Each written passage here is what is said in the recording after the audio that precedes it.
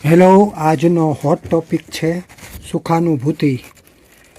ખુશીઓના ખજાનાની ચાવી, આનંદનો ઉત્સવ, ગમતાનો ગુલાલ, જિંદગીનો જામ અને સુખાનુભૂતિ એટલે કુદરતની મહેરબાની. ઈશ્વરના ચાર હાથ. જીવનયાત્રાની ભવ્ય સફળતા એટલે જિંદગીની સફળતા.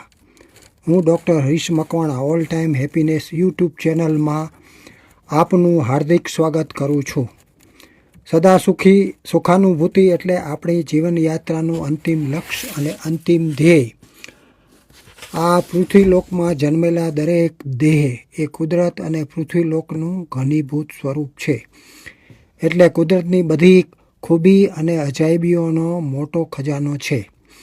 કુદરતે તેને આપણા શરીરમાં તિજોરીમાં સાચવીને રાખેલ છે. આપણે જ્યારે જાગૃત સાથે જ્ઞાન સ્વરૂપમાં પ્રતિપાદિત થઈએ છીએ ત્યારે આ ખજાનાને ખોલવાની ચાવી સ્વયં આપણા ચિત્ત પર વિદ્યમાન થાય છે. પણ આપણી શારીરિક વ્યસ્તતાને કારણે આ તરફ આપણું મન અને ચિત્ત જતું નથી. એટલે આપણી બધાની આ કમનસીબી છે. જે પણ હોય તે, આપણે બધા ઇન્ડિવિડ્યુઅલ જીનેટિક પેટર્નથી શણગારેલા અને સજાવેલા છીએ. એ મુજબ આપણી જીવનયાત્રા ચાલે છે. મેડિકલના ડીપ અભ્યાસ અને લાંબા ગાળાની મેડિકલ પ્રેક્ટિસ અને દર્દીઓના અનુભવ અને મેડિકલમાં થયેલા એક્સપેરિમેન્ટ અને રિસર્ચના આધારે હું ચોક્કસ અને ખાતરીપૂર્વક કહીશ કે આપણી જીવનયાત્રા માત્ર જન્મથી મૃત્યુ સુધી માત્ર અને માત્ર આપણામાં થતા હોર્મોન્સના સ્ત્રાવ પર આધારિત હોય છે. હું તમને એક દાખલો આપું. બાળકના વિકાસમાં ગ્રોથ હોર્મોન્સની નોર્મલ માત્રાથી ઓછો હોય તો તેનો વિકાસ થતો નથી, અને નોર્મલ માત્રાથી વધારે ગ્રોથ હોર્મોનનો સ્ત્રાવ થાય તો તે બાળકના જીજાન્ટિઝમ થાય છે. એટલે રાક્ષસ જેમ અસામાન્ય રીતે વિકાસ જલ્દી અને મોટો થાય છે. અને એ જ રીતે તબક્કાવાર આપણી જિંદગી હોર્મોન્સના સ્ત્રાવથી કિશોર અવસ્થાથી યુવાવસ્થા, પ્રૌઢ અવસ્થા અને વૃદ્ધાવસ્થામાં પરિણમે છે. તે પેટર્ન અબજો માનવીના દેહમાં દરેકની જેનેટિક પેટર્ન કુદરતની કરામત મુજબ અલગ અલગ હોય છે. તે મુજબ હોર્મોન્સના સ્ત્રાવોની પેટર્ન રહેતી હોય છે. પણ આપણે મેડિકલ સાયન્સની કરામતથી આ હોર્મોન્સના સ્ત્રાવને બહારથી ફેરફારો કરી શકવાને શક્તિમાન છીએ.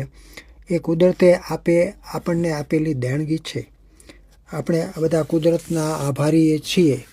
સદા સુખી થવાના રાજમાર્ગમાં જવા માટે આપણે થોડા બ્રેઇનમાં થતા હોર્મોન વિશે થોડું જ્ઞાન મેળવવું જોઈએ. આપણા મગજમાં ઘણી બધી જાતના બ્રેઇન હોર્મોન્સ, કેટેકોલામાઇન્સ અને વિદ્યુત ચુંબકીય ફેરફારો થતા હોય છે, જે આપણા વિચારો, લાગણીઓ અને આપણી બિહેવિયર પર અસર કરતા હોય છે.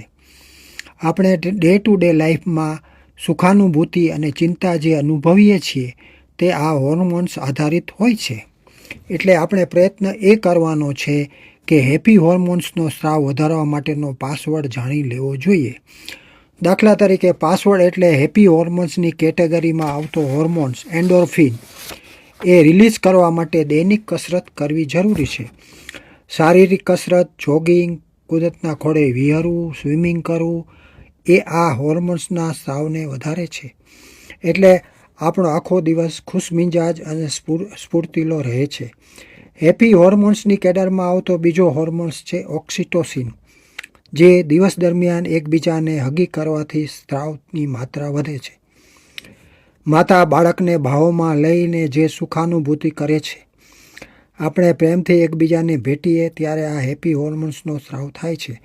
તેમાં પણ કેટેગરી હોય છે. પ્રેમીઓ એકબીજાને આલિંગન આપે ત્યારે ઓક્સિટોસિન સાથે સ્ત્રીઓમાંથી સ્ત્રી હોર્મોન અને પુરુષમાંથી પુરુષ હોર્મોનનો સ્ત્રાવ થાય છે, જે શરીર અને મનને પ્રફુલ્લિત કરે છે.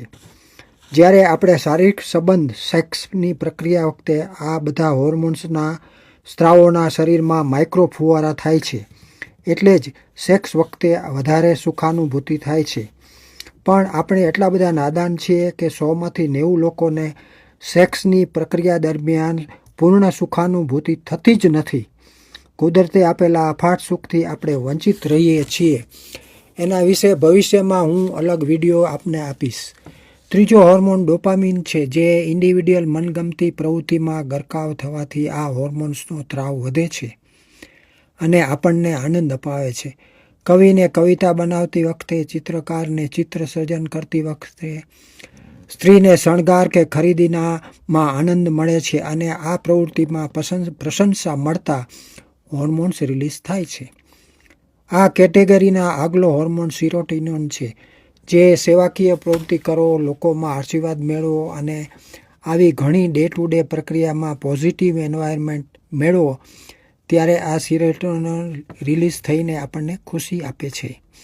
આમાં તમારી ભૌતિક જરૂરિયાતો, પૈસા, તમારો કમ્ફર્ટ ઝોન એ દરેકની પર્સનલ મેટર બને છે. એક વ્યક્તિને એક વસ્તુથી આનંદ થાય અને એ જ વસ્તુથી બીજાને દુઃખ થાય. બીજા આવા ઘણા હેપી હોર્મોન્સ છે. દાખલા તરીકે ત્રીજું નેત્ર એટલે આપણી પિનિયલ ગ્રંથિ, જે ચોક્કસ પ્રકારની પ્રક્રિયા કરવાથી કેટલાક ફાઇનલ તબક્કાના હોર્મોન રિલીઝ થવાથી વ્યક્તિ પારલૌકિક સુખાનુભૂતિ કરે છે. આ સમજવા માટે તમારે મારો પિનિયલ ગ્રંથિનો વિશેનો વિડીયો જોઈ લેવો જોઈએ. સાધના અને યોગિક પ્રક્રિયાના અભ્યાસથી કુંડલિની એટલે કે જ્ઞાનતંતુના પ્લેક્સસમાં એક્ટિવેટ થવાથી એક મજાની અનુભૂતિનો એક ચોક્કસ પ્રકારનો સુખ અપાવે છે. ધ્યાન કરવાથી કે રાખવાથી મન ચિત્ત જ્યારે વિચારો ફ્રીજ થવાથી પ્રક્રિયાથી બધા હેપી હોર્મોન્સના એક સાથે સ્રાવ થવાથી સાધક એક ચોક્કસ પ્રકારની ડીપ સુખાનુભૂતિનો અનુભવ કરે છે. એટલે માત્ર સારા વિચારો, દયાભાવ, અહોભાવ, બધા જીવો પ્રત્યેનો કરુણાભાવ એ કોઈ કારણ વગર મનુષ્યને એક નિજાનંદ અપાવે છે. આ બધા આપણામાં રહેલા હોર્મોન્સમાં આપણી ઈચ્છા વશમાં કરવા માટે વ્યક્તિગત થોડી પ્રક્રિયા જુદી જુદી હોય છે.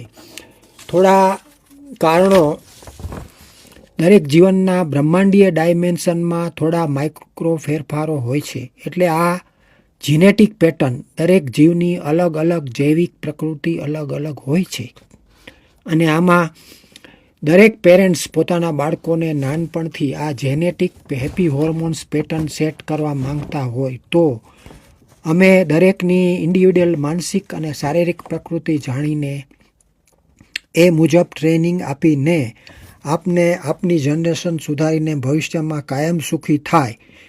અમારો સંપર્ક કરો. અમે આપના બાળકોને પર્સનલી ઓનલાઈન ટ્રેનિંગ આપીશું. તેમના બ્રેઇન હોર્મોન્સને ફિઝિકલ ટ્રેનિંગ આપીને ઉચ્ચ ગુણવત્તાસભર બનાવીશું. આ દરેક ટ્રેનિંગનો ચાર્જ છે.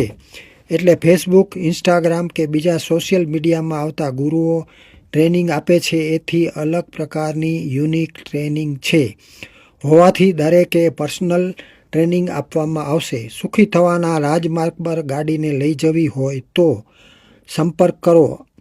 અમે આમાં આપેલ ચાર્જ એ ફ્રી હોસ્પિટલ અને સેવાકીય પ્રવૃત્તિમાં વપરાશે. અમારે તે પૈસા સાથે કોઈ લેવા દેવા રહેતી નથી. જલ્દી કરો. નાના મોટા કોઈ પણ ઉંમરના ઓનલાઈન ચાર્જ ચૂકવી આ હેપી હોર્મોન્સો ઇન્ડિવિડ્યુઅલ પાસવર્ડ જાણવાની પ્રક્રિયામાં જલ્દી જોડાઓ. સમય તમને હાથ તાલી આપી સરકી રહ્યો છે. હરિયપ અસ્તુ. કુદરત આપને સહી રસ્તા પર લઈ જવાનું જ્ઞાન આપે તેવી ભાવના અને તેવી પ્રાર્થના સાથે બોલો શ્રી હનુમાનજી મહારાજ કી જય.